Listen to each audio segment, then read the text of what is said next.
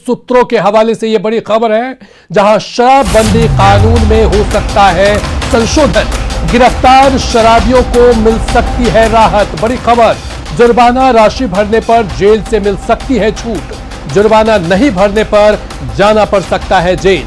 मद्य निषेध विभाग ने तैयार किया है संशोधन प्रस्ताव, विभागीय मंत्रियों और अधिकारियों ने नहीं दी है जानकारी। अध्यादेश लाने के बाद बजट सत्र में आ सकता है ये संशोधन। तो बड़ी खबर आपको बता रहे हैं, अब शराबबंदी कानून में संशोधन की तैयारी है, जुर्माना राशि भरने पर जेल से मिल सकती है छूट। चलिए और अधिक जानकारी के साथ संजय हमारे साथ जुड़ चुके हैं। संजय, ये एक बड़ी खबर है और शराबबंदी कानून को लेकर अब संशोधन की तैयारी है, क्या कुछ जानकारी इस पर? देखिए, बिल्कुल कल्याण, सूत्रों के हवाले से ये बड़ी खबर है और जो ये खबर आ रही है उसके अनुसार, कल्याण, क्या आप मुझे सुन पा रहे हैं? जी जी जी जी बताइए। जी बिल्कुल, देखिए, सूत्रों के हवाले से ये बड़ी खबर है और न्यूज 18 ने सबसे पहले इस खबर को ब्रेक किया है। जो जानकारी मिल रही है उसके अनुसार आने वाले दिनों में शराबबंदी का जो कानून बनाया गया है, इसके उल्लंघन पर जो सजा का प्रावधान है वो बदल सकता है। इसके लिए बिहार सरकार ने मद्य निषेध एवं उत्पाद जो संशोधन की तैयारी जो है वो कर दी है और आगे जो योजना है कि अपराध की गंभीरता के आधार पर केवल जुर्माना या जेल अथवा जुर्माना और जेल दोनों के दंड मिल सकते हैं।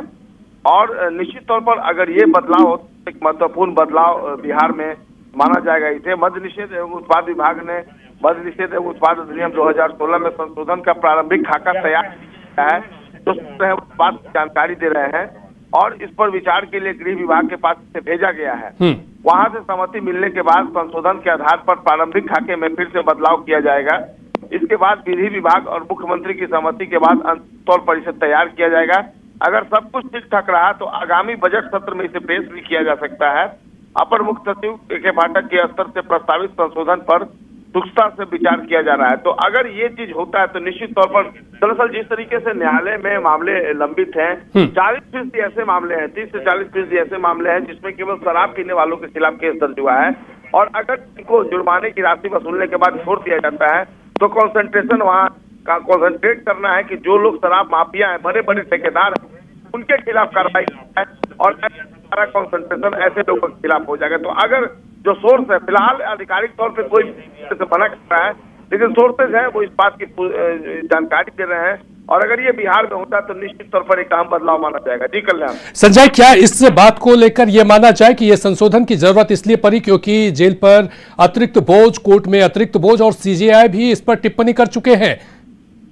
देखिए, माना यह जा रहा है कि दरअसल न्यायालयों में बहुत सारे मामले लंबित है, शराब कानून के तहत बेल पिटीशन वगैरह लंबित है और 30 से 40% ऐसे केस हैं जो केवल शराब पीने वालों। तो ऐसे में जो बड़े बड़े शराब माफिया, बड़े शराब के ठेकेदार हैं, उनके खिलाफ कार्रवाई तो सरकार केवल जो शराब पी रहे हैं उनको भले दे, लेकिन जो बड़े बड़े शराब माफिया जो बनाने वाले हैं तो कतई छूट नहीं मिलेगी और उनके खिलाफ जाएगी सरकार, वो जारी रहेगा। संजय, हमारे साथ आप बने रहें। सूत्रों के हवाले से ये खबर आ रही है, सूत्रों के मुताबिक शराबबंदी में संशोधन की तैयारी इसलिए हो रही है क्योंकि उसकी सबसे बड़ी वजह यह है कि इस कानून के वजह से कोर्ट में मुकदमों में अंबार लगा है और शराबियों को जेल भरने पर जेल में भी कैदियों की भी भरमार हो गई है। बिहार की अदालतों में शराबबंदी से जुड़े मामलों की संख्या करीब 40% हो गई है। कुछ दिन पहले सुप्रीम कोर्ट के चीफ जस्टिस ने शराबबंदी को अदूरदर्शिता का उदाहरण बताया था। सीजेआई ने कहा था कि शराबबंदी कानून के चलते कोर्ट में जमानत के आवेदन की भरमार हो गई है, जिससे साधारण जमानत अर्जी की सुनवाई में साल भर का समय लग जाता है। सीजेआई सहित 3 जजों की बेंच ने भी बिहार सरकार को फटकार लगाई थी।